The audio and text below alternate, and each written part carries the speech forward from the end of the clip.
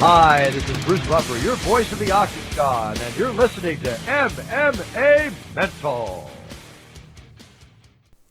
Welcome to this week's MMA Mental podcast, which is sponsored by UK Fightwear. As always, I've managed to line up some really good interviews for this week's show. I've got 2 interviews to play you. Before I play those interviews, I want to give a couple of shout outs to my podcast family, other people that I'm proud enough to be happy enough to be working with. I always like to shout them out each week, so I'm going to just read through the list, then I'll let you know who we've got on this week's show, and I'll play those interviews for you. So first of all, I want to shout out the MMApodcast.com, a weekly podcast much like our own, which is hosted by 2 friends of mine, Jake and Ramses. Then we've got the brilliant Word on the Street. Again, Jake and Ramses do that together, but they also have Coach Jamie Huey. Where Jake leads MMA Podcast, Ramses leads the Word on the Street. We've also got the Fantasy MMA Roundtable, which is myself, Brooks Bailey, and UFC middleweight and Tough 17 standout Luke Barnett. We get together just on UFC fight weeks and we break down all the big fights on the UFC card. We've got the Early Stoppage podcast by Jay Jeans. We've got the MMA Roundtable. That's taking a little bit of a break now, so I'll let you know more about that when that's back up.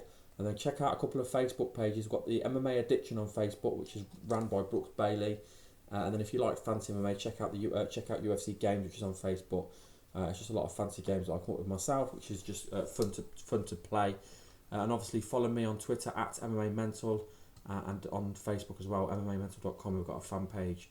Okay, I've got 2 great interviews lined up this week. First, we're going to be speaking to got to be one of the hardest workers in MMA at the minute. I mean, follow him on Facebook and Twitter, and he's constantly talking about great things that he's doing within his promotion and what he's got coming up. I mean, the guy's an inspiration. So we're speaking to TJ Alcock. Now, TJ is one of the driving forces behind XFC. We've seen XFC boom in the last 12 months, and TJ's played a big part in that. And they continue to grow and grow and grow. And he does a lot of the media work, sets up interviews, and gets all of his fighters out there onto a big scale, including getting some of his bigger fighters onto MMA Junkie, which is fantastic. So it was great to have a chat with him and get a bit of insight with him. And then our second interview is probably fair to say the man of the moment. He's coming off of his biggest career win. After this win, he's just broke into the top 10 of the heavyweights in the world, which will give you a clue. And the guy he beat, which a lot of people didn't expect him to beat, and I'll put myself in that category, and obviously I was wrong. And the guy he beat was Big Country Roy Nelson. So this week's interview is with Stipe Miocic, which, as you probably appreciate, was fantastic to get him on the show. So I hope you enjoy these interviews. Right, I am now joined by a very special guest. This man is the one of the driving forces behind XFC, the Extreme Fighting Championship, promotion based in the United States of America. He's the assistant to the President John Prisco, media coordinator, social media. I mean, I've been interacting with this man for the last 6 months, and the things he does with XFC and the things he's done with XFC in the time I've been working with him has been amazing. TJ Alcock. TJ, thanks for joining me today, mate. Thank you. I appreciate the kind words. My pleasure. I mean, obviously, we've been interacting for a little bit now over the last probably 6 months. I've been involved with the last two events, speaking to some of the fighters, and obviously we'll get into that. But let's talk a little bit about you before we do that.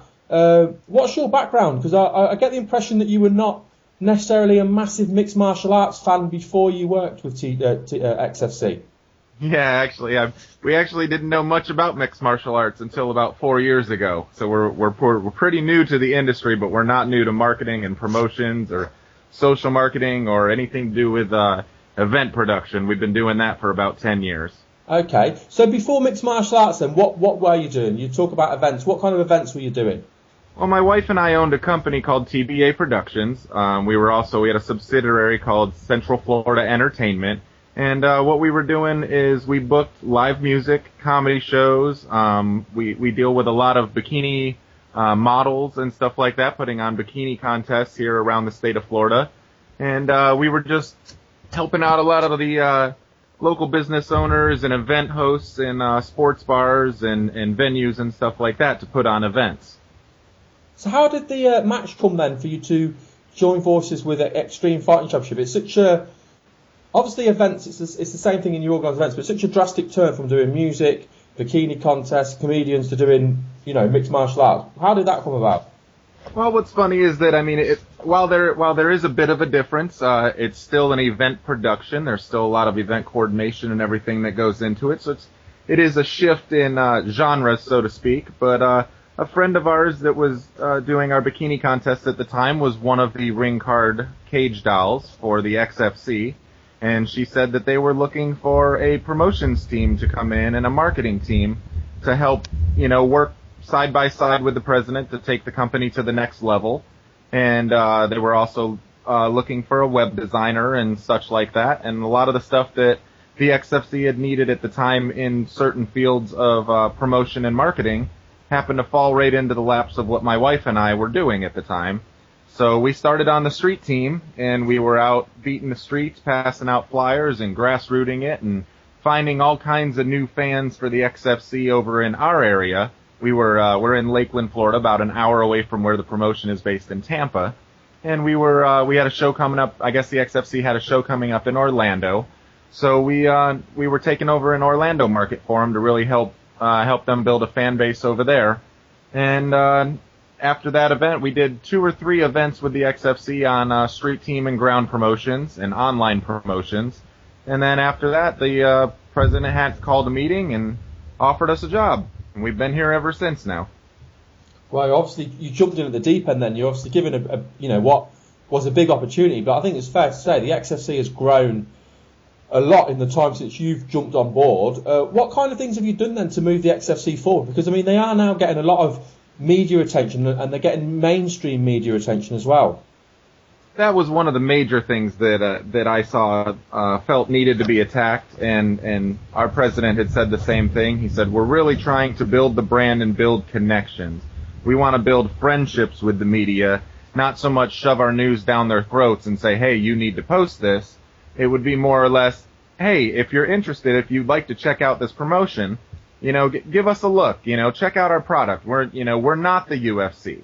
We're not trying to be the UFC. We're trying to find the next generation of MMA fighters and bring them up in our own independent league. So it was really just trying to get the product out there to new faces. And in the media-wise, stuff like that, we were able to approach. I made a lot of new friends, much like with you. Just reaching out and being friendly, being cordial. It's a small industry. Yeah, you're absolutely right. And I like what you said there. If you encourage people to do it rather than feeling they have to, they want to. I mean, obviously we get XFC news. I love posting XFC news. I love posting mixed martial arts news. So as I'm doing that, posting XFC, it makes perfect sense. You are, like you say, you're making big strides at the moment. If you look at growth, over the last couple of years, you can't argue with what the XFC have done.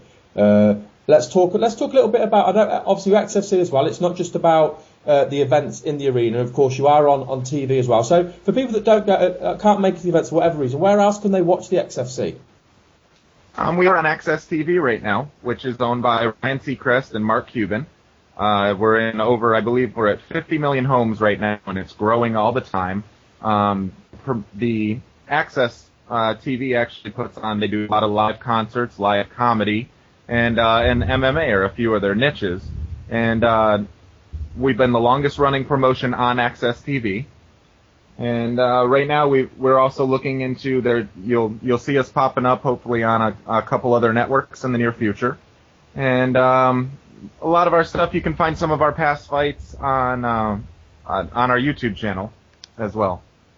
Now I know I think one of the biggest things with mixed martial arts, of course, mixed martial arts is not just American, it is now global. Obviously, I'm in the UK. There's promotions all over the world, and there's fans all over the world that want to see as much mixed martial arts as possible. What are the chances that we're going to see XFC outside of North America? Not necessarily hosting events, but like on TV or anything like that, or on the internet. Is that going to be happening in the near future?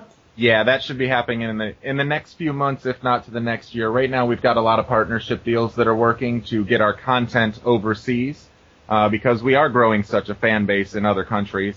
So you'll be seeing us pop up on some of your networks over there, as well as we've got a big deal that's going on right now, getting us set up in Latin America to go down there and do shows as well as be broadcasted. And how exciting is that for you as somebody who's one of the guys who are pushing this forward? Oh, that's a blast for us. We actually had come into the company right after XFC went to Cyprus in I believe it was 2011. We came on literally the show right after that. So we had just missed that trip. Had we been a part of the company even six months prior, we would have went to Cyprus. Would have been amazing. Everything I've seen from the XFC international travel and the way that other countries really enjoy our product and enjoy being around American MMA is just super, super classy, and we'd love nothing more than to do a bit of traveling up and above being shown on networks over that way. Now, you talk about obviously growing. How much pride do you take then when you see one of your fighters, someone who's come through the ranks, who's now a champion, and I'm talking about obviously Scott Holtzman, and obviously this is something you booked yourself, but you hear him on MMA Junkie Radio, which of course is MMA Junkie is one of the biggest mixed martial arts websites in the world. How much pride do you take in that? A lot. To have a champion like Scott Holtzman in our organization is just absolutely phenomenal. I mean, you're talking, this is the basis of our company, being able to find a fighter who is coming out of his amateur career. He earns a shot to be on the undercard of an XFC fight, capitalizes on that. We sign him to a long-term multi-fight contract, and then he dominates in every performance that he's had so far. Then he gets the opportunity to fight for a championship, and he goes out and he wins it. Nothing could be more amazing than that when you're finding a fighter from the very beginning and bringing him up in his career and making him a star, he's making himself a star, but giving him the platform to be able to do it is absolutely great. And it's funny you mentioned that MMA Junkie interview is actually one that I booked as part of our series. So I'm very excited about that. It's fun to have mainstream media reach out to you, and I enjoy dealing with them to be able to book interviews for all of our great fighters. Well, it's a big step forward at the end of the day. I mean, the more interviews they do, the more they get known, the more fan interest you get. It's like you said, it's about expanding your brand, and there's nothing better than doing that through fighters that have come through your ranks. Now, you're just coming off a big event in one of your it was a hometown event, wasn't it? Yes, it was. How did that event go down? It was. I know it was quite an exciting event, a lot of finishes. How did that event go down for as a promotion? How successful was that event? Very, very successful. It was huge for us. We had some big executives in the building to see the fight. We had there were a lot of pro fighters there, a lot of up and coming amateur fighters from all kinds of promotions. We had a couple pro wrestlers that were in town that came out. All of our partners were there. It was just a widely successful show. We added some new aspects to the production side of things to make it flashy, and it really took off. And you couldn't ask for a better night of exciting fights based on what the fighters poured their heart and soul into that night. It was a great welcoming to come home to. We hadn't been home in 2 years. We've been out touring, as you know, putting on shows, expanding our horizons, and it was just what a wonderful feeling to come home and just rock a show like that. Now, another thing that's jumped out to me, I mean, obviously we've been working together for the last 6 months, and in that 6 months we've seen the boom of women's mixed martial arts, and of course women's mixed martial arts has been a big part of the XFC for longer than that. How impressive is it, or how much pleasure do you get out of seeing the females coming out and showing what they're capable of, and showing that they're just as good and just as dedicated as any male that are in this sport? Well, I tell you, that was something that was new to me when I came into the organization, because like I said, I was not an MMA person. You know, I knew what MMA was. I knew there was fighting that went on. I knew the Muay Thai stuff and events and stuff like that were going on, but I didn't know much MMA until we had started dealing with the XFC. And then we come in and we're promoting these events, and I look on the card and there's females fighting. How cool is that? That it's an equal sex, equal opportunity, organization, that they put just as much pride into the men fighting as they do the women. And these girls are killers. These girls are awesome. I can't imagine getting in the cage with some of these women. And I'll tell you what, there's nothing cooler than being one of the first ever promotions that supports and puts the women on TV to be able to showcase their skills just like the men can. and we've got some stars out there. We've got Stephanie Egink and Angela Magana. That fight's going to be for the strawweight title coming up in September. Angelica Chavez, Stephanie Skinner, that's going to be another bout. Announced soon, hopefully on the next card will be Pearl Gonzalez is going to face off with our newest sign, Courtney Casey, who you saw at this last fight, who was just put on a show. And then we're building these divisions up with all these ladies, and more beating down the door every day for us to take a look at them. Nothing more rewarding than being able to be a co-ed league showcasing some of the best rising stars. Yeah, it's very exciting. I mean, women's mixed martial arts at the moment is absolutely booming, and I've been a huge fan of this sport for years, for well over 10 years, and I get just as excited for a women's mixed martial arts fight as a man's mixed martial arts fight. I love MMA regardless. Obviously, you talked there a little bit about Stephanie Egink and Angela Magana. I know they've got a big fight coming up soon. They'll be headlining XFC 25 in Albuquerque. How are things coming along for that event? Very, very well. We're just looking into the radio and billboards and doing all of our ad buys and everything over there. So we'll be banging down the grassroots with flyers and promotion and stuff like that over that way. The networking on the West Coast has just been overwhelming. It's our first time going west. So it's a new market for us. And of course, when you're going to step into a new market, it's a little bit, it can be a little bit nerve-wracking, but then the outpour of media that has come through, that everybody wants us to come west. They want to see the XFC live over in that area. It's just been great. There are hundreds and thousands of fighters over there in some phenomenal gyms that are coming out. Chavez Dojo, we've got fighters coming from them, which is where we have Joby Sanchez, our open fighter tryout winner from a couple years ago. Angelica Chavez, who we've also signed to a long-term deal. Angela Magana is from over on the West Coast. Heather Jo Clark, out of Jackson's. There's some phenomenal fighters over that way, and it's been great. The response is just overwhelming is the best that I can say. Every day there's new media outlets out there that are reaching for media credentials and want to cover us, want to promote us, want to tell our story. So it's really neat. It just shows you that you're obviously doing something right, which is always nice. Now I also noticed on the next card you've got Diego Lima on the card, and of course we've seen him fight a few times for Maximum Fighting Championship in Canada. Is there any plans for the XFC to co-promote with any of the promotions? We're always open to it. It's weird that most other organizations are not. Everybody thinks that it's a battle and it's a competition and you're trying to take each other out. And we're an independent organization trying to build our league. We're not trying to sign ex-UFC fighters. We're not trying to steal Bellator's champions or anything like that. We're in it to discover our own fighters and the rising stars of tomorrow and build our generation of MMA.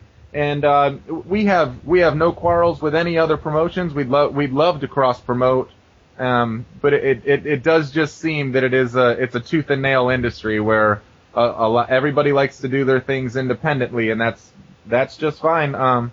But we did have we sent Heather Clark and Felice. That was a fight we wanted to put on in our cage, and we didn't get the opportunity to. Felice went to Bellator for a year, and Bellator had reached out to us. Actually, Felice's manager had reached out to us about her fighting Heather Clark, and John agreed to it. He said that because it was a fight we weren't able to put together in our cage, he'd happily let it happen over on Bellator. So relationships can be built. We have we definitely encourage stuff like that. Yeah, I think that's good to see as well. And I think that gets exciting. That's exciting for the fans as well, because you get to see matches that maybe you think you're not going to see because he's with X promotion and he's with B promotion. So it's always an exciting way. So okay, how many events have XFC done this year? Because you do have regular events with XFC, which is brilliant. I believe we're on our third. We're going into our fourth, because we closed the year out with XFC 21 Night of Champions 2 over in Nashville, which is where you saw Nick Newell and Eric Reynolds fight. So we're going into our fourth for the year. And going forward, do you intend to do more events coming up for a following year, or is 4 a good number? Oh no, we want to do a lot more than 4. Right now we should be at 6 by the end of the year. I believe we're going to have 26 and 27 will take place in October or November, and then one in December would be 27, Night of Champions 3, to close out the year with some title fights. And then next year we're really shooting. Our goal each year is for 8 to 10 shows. But with the way everything is taking off, I wouldn't be surprised if we do anywhere from 10 to 14 shows. And in the next year or two, don't be surprised if you start seeing us pop up and doing just as many shows as Bellator. That's fantastic. So it's fair to say then this has probably been the biggest year for XFC in terms of growth. If you go from last year to this year, this has probably been your biggest year, and it looks like next year is going to be even bigger.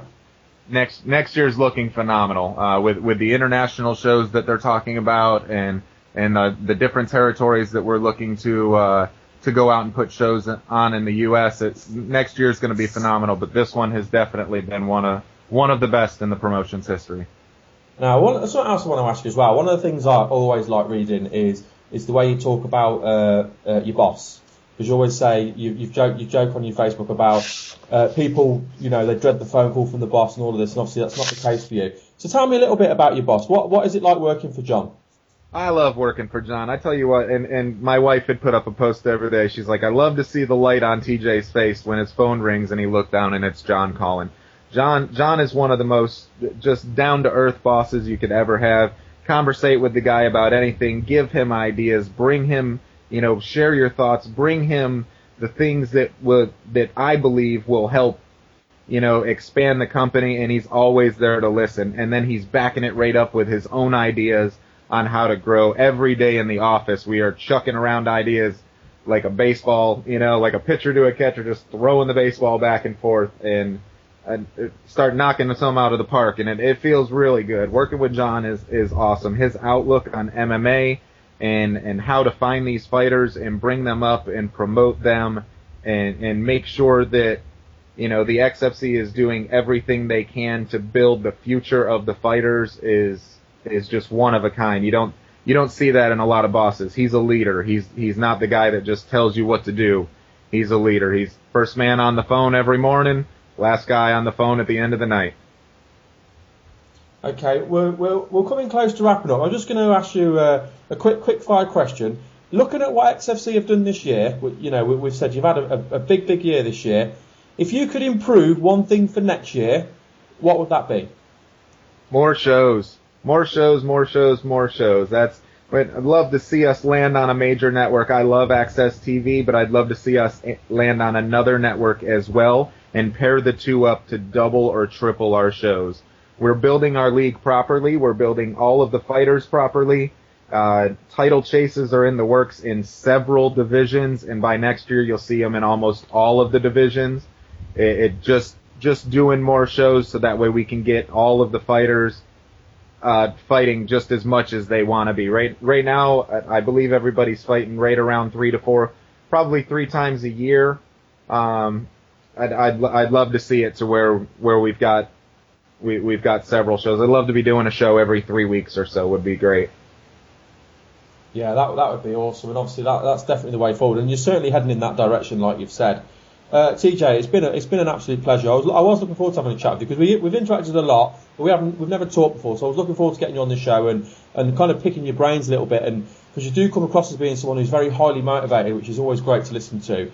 But before I give you a chance, before I let you go, I just want to give you a chance to do any shout outs. Obviously, I know you've got a great team around you. Anyone you want to thank, Facebook, Twitter, anything like that, just and shout out XFC again.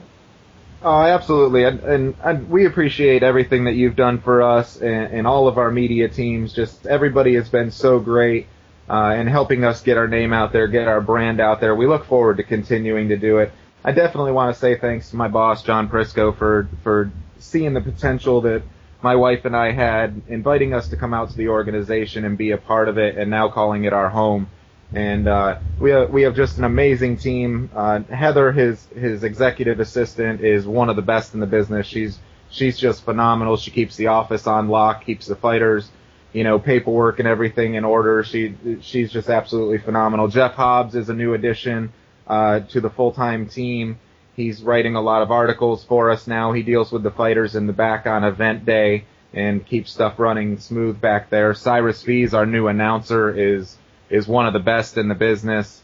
Couldn't ask for a better team. David Maldonado, our cut man. We've got Gary Copeland, one of our refs. These guys that are with us for the long haul. Our cage guys, everybody, Omega Dave, just some of the best guys that take care of us and make sure that all of the events run as smooth as possible and that each day's promotion is much stronger than the next. And of course, all of our media teams and yourself, Ray, we really, really appreciate all the hard work that you guys put in for us and helping us get the name out there. Well, speaking on behalf of me, it's an absolute pleasure, and thank you very much for giving me your time. Definitely. I look forward to talking to you again. Give me a shout anytime. Okay, I'm now joined by top 10 UFC heavyweight Stipe Miocic, coming off of his biggest career win at UFC 161 against Big Country Roy Nelson. Stipe, thank you for joining me today. Thank you for having me. My pleasure. Well, we'll obviously talk about your latest fight, but first of all, congratulations. It was a fantastic performance and a fantastic win. I really appreciate it. Yeah, it went well. It was brilliant. Okay, obviously we do want to talk about the fight because it was such a fantastic win, like I said. But let's talk a little bit about your background. Now, I obviously did a little bit of research on you. I mean, I knew quite a bit about you. I mean, I've watched obviously all of your UFC fights. I've seen you fight live as well. And before you did MMA, you've got a little bit of a background in Golden Gloves and wrestling. What made you want to switch from? I mean, obviously they're a great combination for mixed martial arts. What made you want to switch from them to mixed martial arts? Well, actually, I was doing MMA before I started boxing. I had 5 amateur fights, and then I took about a year and a half off just to work on my hands and just do the boxing, and then I, came back to MMA because I missed it. So you preferred the MMA to the boxing? Correct. You can do. I just like because you do so much more. You can submission grappling, kickbox, elbow, knee, all that good stuff. Now, obviously, the boxing has played a big part in your UFC career. I mean, all of your early wins were by knockout or TKO punches. So obviously, that going away and working extra on the boxing has really paid dividends. Do you feel that? Do you feel that as well? Oh, 100%. I think so. And with regards to your wrestling, then, would you say that you like to use your wrestling as a counter wrestling, kind of Chuck Liddell style, to keep the fight standing? I guess. I mean, I think just where it goes. I mean, I'm comfortable going on the ground too, but so it just depends what the fight is and how my game plan is and if it's working or not. Okay, I mean, and obviously so far it is. I mean, we've seen you mainly stay on your feet and have been very, very successful against a high level competition as well. Now, your biggest win pre-UFC was obviously Bobby Brent's. It was for the NAAFS Heavyweight Championship, and you beat him with leg kicks, which was a little bit different to your previous wins, but it was obviously a win that got you noticed. How did you feel going into that fight? It was a tough fight. The guy's never been knocked out. He's a tough guy. I mean, he, comes to fight, and he's just a tough dude. And, I felt comfortable the whole time. I was in control. And how long was it after that then that you got the UFC made contact and invited you in to come and fight at UFC 136? Probably like 2 weeks after. UFC contact you, or did the contact come through your management? They talked to my management. And did it kind of come out of the blue, or was it something you were expecting? Because I mean, you're still quite early on into your career, so was it quicker than what you thought? No, we were talking to him, trying to get in there, and then I got the call. I was going to take it. I knew I was ready. And obviously, you were chucked in at the deep end. You were put in against Joey Beltran, a very, very tough guy, someone who always comes to fight. He loves to stand and bang. What was your thoughts on facing Joey Beltran? Oh, I knew it was going to be a war for 3 rounds. He's a tough guy, and definitely that's what it was. He's as tough as they come. Obviously, it was a fantastic fight, back and forth, but of course, in the end, your technical boxing was too much. And then you moved on and you faced a UK heavyweight, Phil DeFries. What were your thoughts on facing Phil? Well, I thought he was going to do more grappling, and he caught me off guard with the rip, throwing punches, and then I caught with that good right hand, and then early, so it went well. Okay, well let's move forward. I mean, you obviously had another win and then a loss, and then you come then and then you get your biggest fight of your career so far. It's a short notice fight. It's against Roy Nelson. Roy Nelson's been on a hell of a run. I think his last 3 fights have all been by round 1 knockouts, all against real tough competition. How did you feel going into that fight? I felt comfortable. I felt good. I have good coaches. We had a great game plan going in, and we were confident. Did you feel that you were being written off by the media, or do you not pay much attention to that? Yeah. There's nothing you really say about it. The guy's had 3 fights. Probably he's a top 5 heavyweight. A lot of people thought he would knock me out. And that's what it is. The last 3 guys he knocked out in the first round. And, yeah, you're right. He has, and they've all been real high level competition as well. So, obviously going in, the biggest difference really was your movement. You never gave him a chance to find his range. You were in and out. Was that your game plan? Not to stand in front of him, to get in and get out, and to make him work for everything. Oh, exactly. That's what he wants. He wants me to stand right there, so he would throw that big overhand right and try to knock me out.